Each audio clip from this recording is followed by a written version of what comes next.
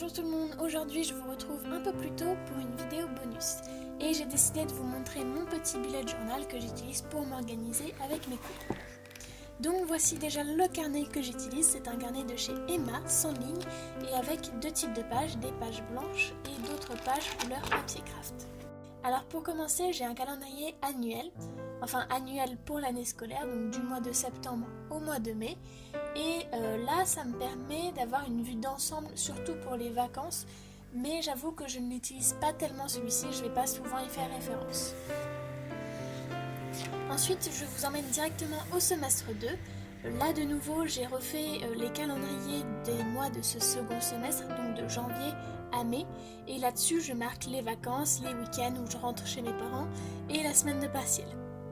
À côté, j'ai aussi un espace pour marquer les dates les plus importantes de chaque mois.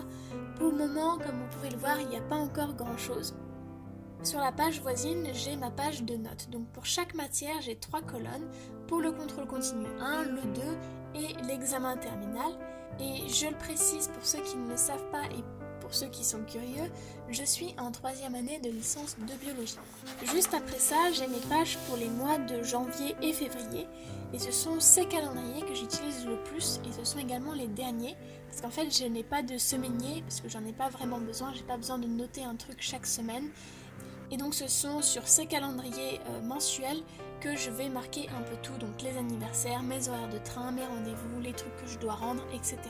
Et en bas de la page, j'ai également un petit espace pour résumer donc mes dépenses et mon nombre d'abonnés donc sur YouTube et sur Instagram. Derrière, j'ai le mois suivant, c'est-à-dire le mois de mars, et à côté, j'ai une petite page pour mes masters. Alors l'année prochaine, je vais m'inscrire en master et cette page me permet d'avoir bien en vue les dates d'inscription pour chaque master qui m'intéresse.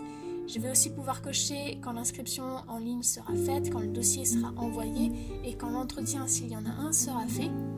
J'ai également marqué la capacité d'accueil de chaque master et en fait ça me permet de bien avoir en vue toutes les deadlines qu'il faut que je respecte. Bon, ensuite ce sont les mois d'avril et de mai, rien de nouveau donc on passe. Et puis ensuite j'ai un tracker pour mes vidéos. Alors je note le nom de ma vidéo et à côté j'ai plein de petites cases qui correspondent à chaque étape de la création d'une vidéo. D'ailleurs je vous mets dans le petit la vidéo où je vous montre comment je crée une vidéo pas à pas pour les curieux. Et alors dès qu'une étape est faite, je colorie la case et ça me permet de bien repérer où j'en suis pour chaque vidéo. Ensuite ce sont les pages dédiées à mes cours. Alors j'ai 4 matières, 4 UE. Et dès que j'ai un cours, en fait, je note le numéro du cours et le nom du prof qui nous l'a enseigné. Et ensuite, j'ai 3 cercles. Le premier correspond au fait que le cours soit au propre ou non. Ensuite, le plus gros est séparé et dès que j'ai lu le cours, je colorie une des parties. Et le dernier petit cercle est rempli lorsque le cours est appris. Et de cette manière, en fait, ça me permet de garder une trace de mon travail, savoir quel cours il faut que je travaille plus qu'un autre, quel cours il faut que je favorise, quel cours il faut relire, quel cours il faut mettre au propre, etc. Et puis, j'utilise encore d'autres trackers, en fait, que j'avais déjà fait pour le semestre 1 et que je ne vous ai pas montré là. Alors d'abord, j'ai mon tracker de série, où je garde simplement une trace de tous les épisodes des différentes séries de chaque saison que je regarde. Ça me permet juste d'avoir une vue d'ensemble, mais en soi ça ne sert pas vraiment à grand chose. Et pour finir, j'ai un petit planeur pour mes vidéos. Donc celles écrites au stylo sont celles qui ont été publiées et celles qui sont écrites au crayon sont celles à venir.